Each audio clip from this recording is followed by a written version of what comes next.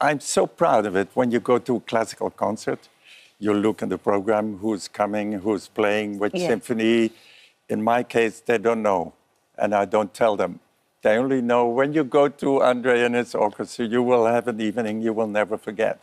And that is why we travel the world. I want to touch the hearts of the people. André Rieu had it all. A fortune so huge it could rival rock legends, castles fit for royalty, and sold-out arenas in every corner of the world. But behind all the glittering costumes, flashing lights, and standing ovations, there was a story nobody saw coming. André built an empire worth $40 million from classical music alone, something unheard of, even for the biggest pop stars today. But why then would this massive fortune someday become the very reason tears rolled down the faces of his closest family? André didn't start out rich. Growing up, he was just a kid who loved music. His dad was the conductor of the MRIC Symphony Orchestra, so music was always around him, always part of his life. But André knew from early on that he didn't want to sit quietly in a stuffy concert hall. He wanted something bigger, louder, and far more exciting. He wanted crowds to clap, sing, and jump up from their seats. And step by step, André built exactly that. In 1987, André took a huge risk that would either make him a legend or ruin him forever. He founded the Johann Strauss Orchestra, not some small group playing quietly for polite applause, but a full-on dazzling entertainment powerhouse. What started with just 12 musicians quickly exploded to over 60 performers from every corner of the globe. André didn't just play classical waltzes. He put on shows packed with everything from Strauss classics to the Macarena. And it worked. Fans loved it. Tickets flew off the shelves, and soon he wasn't just filling theaters, he was packing entire arenas and stadiums worldwide. Money poured in faster than anyone expected.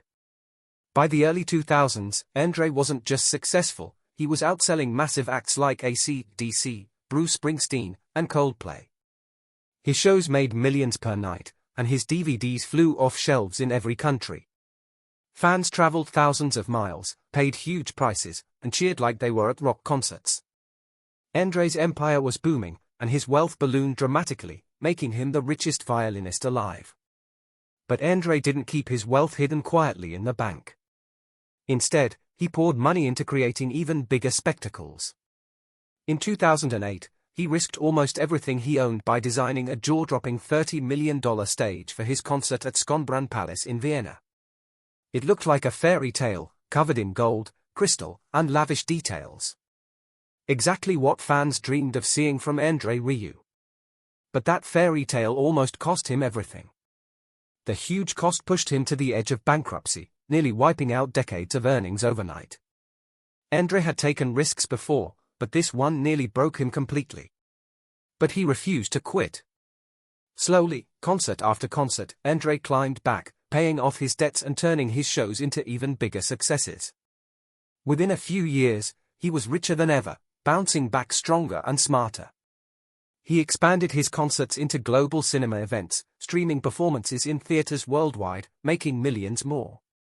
Fans who couldn't fly to see him live flocked to cinemas, paying premium prices to experience the excitement on the big screen. André's wealth didn't just recover, it doubled and then tripled, reaching a jaw-dropping $40 million by 2023. But André didn't build his fortune alone. His family was there from the start, especially his wife Marjorie, who was much more than just his partner. Marjorie designed the costumes, helped choose venues, and planned the dazzling stage sets that became famous worldwide. Together, they made every show unforgettable, creating an entertainment empire that became a true family business. Their son Pierre even stepped into a major role, becoming vice president of André Rieu Productions, turning the whole operation into something like a musical dynasty. André's shows became legendary, but he never forgot his roots. He lived in Maastricht in a castle built in 1452. Yes, an actual castle. This was no ordinary mansion.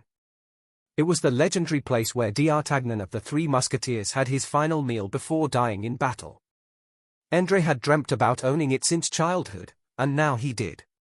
He poured millions into renovating every inch, turning it into a dream palace filled with priceless art, sparkling chandeliers, and gardens that belonged in fairy tales. It was like something out of a movie, except André was living it every day. Even with all this wealth, André didn't slow down. He kept expanding his concerts, touring non-stop from Europe and America to Australia and Japan. Each year, his tours grew larger, his audiences bigger, and his fortune multiplied. He wasn't just a musician anymore, he was a superstar, a global phenomenon whose brand grew into an unstoppable money-making machine. Despite all the glitz and glamour, André kept one surprising habit: baking. During the lockdown in 2020, with concerts cancelled and millions in ticket sales vanishing overnight, André did something unexpected. He started baking cakes, sharing them with neighbors. It wasn't flashy or extravagant, just simple human kindness, a gentle reminder that behind the massive empire was a man who still valued community and simple joys. But there was more to André's fortune. André's empire depended on him performing non-stop. And when he fell sick in 2010 with a severe ear infection, everything nearly collapsed again. Doctors were stunned he hadn't gotten sick sooner, given how demanding his schedule was. For the first time, his family realized just how fragile this fortune was. Everything they built depended entirely on André's health. One illness, one cancelled tour, could cost them millions instantly. The pressure was enormous. But André recovered and pushed forward, refusing to slow down, determined to keep the music and the money flowing. Yet the stress grew. While fans saw a smiling André performing effortlessly, behind the scenes, the family struggled with managing an empire worth tens of millions, facing risks nobody knew about. Each spectacular show was a gamble. Costing millions in set designs, venues, musicians, and marketing, any failure could threaten everything André built. Then came another hidden secret. André's fortune wasn't just in concerts. Quietly, he'd been building an enormous real estate portfolio, investing millions into luxury properties around Europe. Fans knew about his Maastricht castle, but few realized just how vast his property empire had become. That Maastricht castle wasn't some random mansion, it had serious history attached. Built in 1452, it once belonged to Charles d'Artagnan de Castelmore, the real-life inspiration behind the legendary musketeer from the Three Musketeers. But when André first saw this place, it wasn't exactly luxurious. He first stepped inside at just 6 years old for piano lessons. And trust me, it wasn't love at first sight. The place was dark, falling apart, and kind of creepy, definitely not where you'd imagine living your best life. Fast forward decades later, and that spooky old castle became the shining heart of André's empire, transformed from a gloomy ruin into an incredible fairy tale-like estate. Inside his Maastricht castle, André surrounded himself with the kind of luxuries most of us only see on Netflix. Take his Stradivarius violin. This wasn't your average instrument. Made by Antonio Stradivari way back in 1692, André bought it in 2018 for a whopping £7 million, and this was his third Stradivarius. Third. The first one he owned, from 1667, was one of Stradivari's earliest pieces, but it was tough to play. Even so, André turned its challenging sound into gold, recording some of his greatest albums with it. Owning multiple multi-million-dollar violins, André didn't just love music, he was playing in a league of his own. André's luxury lifestyle didn't stop at instruments. He took control over every single detail of his concerts, even the clothes his orchestra wore. Those gorgeous gowns worn by his female musicians? André designed each one personally. Inspired by historical figures like Empress Elizabeth of Austria, these dresses were no joke, costing around £3,000 each. Multiply that by dozens of musicians every tour, and it starts to make sense why André once faced bankruptcy over his stage designs. Yeah, bankruptcy. Remember that insane stage set he created for his concerts in Vienna back in 2008? It was a perfect copy of Schönbrunn Palace, complete with fountains, real ice rinks, gold carriages, and dancers in extravagant ballrooms. Sounds epic, right? But epic comes with a price. André blew a staggering £34 million building it. And he didn't just build one, he built 3 separate sets, touring them around the world, burning through cash at a mind-blowing rate. It was flashy. It was brilliant. But it nearly ended him. André ended up sitting down with his bank manager, discussing what they could take away to settle the enormous debts. Yet somehow, he survived that crisis, and bounced back even stronger. This guy was unstoppable. Or was he at home? Things looked peaceful, comfortable, even normal. At least as normal as life inside a real-life castle could ever be. André was married to Marjorie since 1975, and together they had 2 sons, Marc and Pierre. Their family photos hung proudly on the castle walls, memories of simpler days when André was just starting out. But now, even his family played key roles in his empire. Marjorie wrote the scripts for his concerts, adding words to the music that touched millions around the world. Pierre, their younger son, stepped up big time, becoming vice president of André Rieu Productions. Family dinners might have looked like simple get-togethers, but they were board meetings in disguise, business mixed with family at every meal. But under all this glittering lifestyle and delicious desserts, André's childhood wasn't exactly joyful. Growing up in a small, crowded house in MI with 5 siblings wasn't easy. His dad was an orchestra conductor but didn't show him much affection. His mom? Even tougher. André believed they were jealous of his natural talent because within weeks of picking up a violin at 5, he was playing beautifully. He escaped the tough times through music. But the scars remained, pushing him constantly toward more success, more approval, more extravagance. That drive to prove himself showed clearly when André first started out back in 1978. He formed his very first ensemble, just 12 musicians playing weddings and small restaurants. Money was tight. Audiences hardly noticed them, sometimes not even looking up from their dinner. André almost quit music completely, even joking about opening a pizza restaurant instead. Imagine André Rieu serving pizza, Paganini tableside, violin in hand. But luckily for millions of fans worldwide, he stuck with music. In 1987, André revamped his group, creating the now famous Johann Strauss Orchestra. He idolized Johann Strauss, the original waltz king who proved musicians could also be business masterminds. Strauss had 5 orchestras running simultaneously. André settled for one massive orchestra, now the largest privately owned orchestra globally. They toured everywhere, from packed stadiums in Europe to sold-out arenas across America and Asia. André's success exploded unexpectedly during one unforgettable soccer match in 1995. Ajax was playing Bayern Munich in the Champions League final, and André cleverly bought 1 minute of live TV coverage during halftime to showcase his music. Ajax scored just before halftime. Perfect timing. Millions watched André perform Shostakovich's Waltz new live on TV. The next week, he sold over 200,000 CDs, launching him instantly from local musician to global superstar. One well-timed soccer goal changed everything for him. With success came even bigger dreams. André poured millions into making his shows the most spectacular events possible: fake snow, balloon drops, lavish ball gowns. Every show was an over-the-top celebration. He famously insisted on serving real champagne during performances, even though he didn't drink it himself, just to keep things authentic. Fans loved the spectacle. Critics raised eyebrows, but André didn't care. He wanted authenticity. No shortcuts, no pretending. Despite all this luxury, André kept things relatable. He collected Tintin comics, taught himself Spanish during lockdown by reading crime novels, and still treasured a simple toy truck from his childhood. This truck wasn't just a toy. It was a reminder of simpler days when he and his brother Robert built cars from scrap wood and old wheels. But André wasn't just some millionaire collector living in the past. He had his eyes firmly set on the future.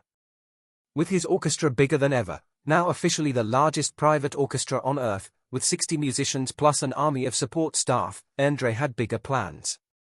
Much bigger. He wasn't satisfied with being the world's top classical superstar or selling 40 million albums. He wanted to achieve something no musician had ever done before. André wanted to play a concert on the moon. Yeah, you heard that right, the moon. André wasn't joking around. He even had a serious chat with billionaire Richard Branson about building a hotel on the lunar surface. Branson, famous for his wild plans, promised to get it done. And André? He fully intended to take his massive Johann Strauss Orchestra up there, instruments and all, to play the world's first space concert. It sounded crazy, until you remembered this was the guy who made classical music outsell Beyoncé and Metallica. If anyone could make a lunar concert happen, it was André Rieu. But how did André even reach this level of wild success and ambition? Well, unlike most classical groups relying on schools or rich donors, André built his orchestra entirely by himself. Back in the late 80s, he had almost nothing, just a wild dream and a handful of musicians who trusted him. André took huge risks from day one. With no sponsors or government support, he poured every penny he made from ticket sales and albums right back into the orchestra. Today, running this massive operation cost him at least $1 million every month, without even counting touring expenses. That meant each performance had to sell out, and every album had to top charts, otherwise, the whole thing would collapse overnight. André kept about 110 people permanently on his payroll, from musicians to lighting technicians and cooks, plus another 100 freelancers who handled logistics, travel, and marketing worldwide. It wasn't just a business. It was a family, his second family, one that traveled together around the globe, setting up and tearing down huge stage sets in arenas from Mexico City to Sydney. Each city required 9 enormous trucks packed with lights, costumes, instruments, props, and equipment. His crew worked non-stop, often building the stage from scratch at 7 a.m., then tearing it down right after the 3-hour show finished around midnight. Every performance felt like magic to the audience. But behind the scenes, it was hard, disciplined work. André ran a tight ship. No rock star antics allowed. Forget wild parties.